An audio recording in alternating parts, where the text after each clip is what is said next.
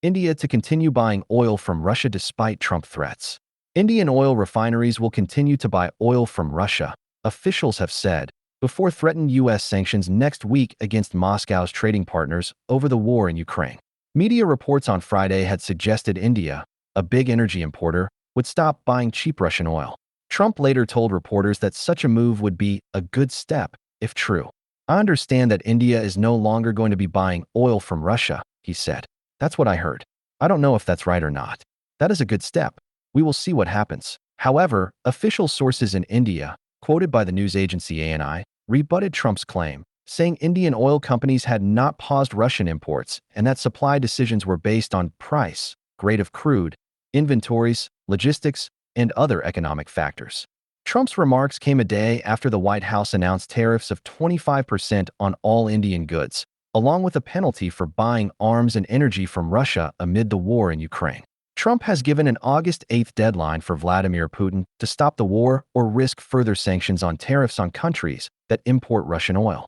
Earlier this week, Reuters reported that Indian state-owned refineries had suspended Russian oil purchases amid the tariff threats and narrowing price discounts. But on Saturday, the New York Times cited two unnamed senior Indian officials who said there had been no change in Indian government policy related to importing Russian oil. One said the government had not given any direction to oil companies to cease buying oil from Russia.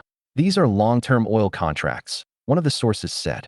It is not so simple to just stop buying overnight. The sources cited by ANI said Indian oil refineries operated in full compliance with international norms, and that Russian oil had never been directly sanctioned by the U.S. or EU.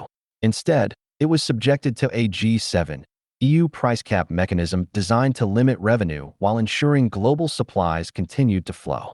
They added, India's purchases have remained fully legitimate and within the framework of international norms. The sources also noted that if India had not absorbed discounted Russian crude combined with OPEC plus production cuts of 5.8 million barrels per day, millions of barrels a day, global oil prices could have surged well beyond the March 2022 peak of $137 per BBL a barrel, intensifying inflationary pressures worldwide. Russia is the top oil supplier to India, responsible for about 35% of the country's supplies. India says that as a major energy importer, it must find the cheapest supplies to protect its population against rising costs. On Friday, India's foreign ministry spokesperson, Ranveer Jaiswal, said, "We look at what is available in the markets, what is on offer, and also what is the prevailing global situation or circumstances."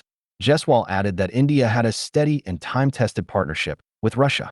This partnership has been a point of contention for the White House, with Trump posting on Truth Social on July 30th that while India was our friend, it had always bought most of its military equipment from Russia and was Russia's largest buyer of energy, along with China, at a time when everyone wants Russia to stop the killing in Ukraine.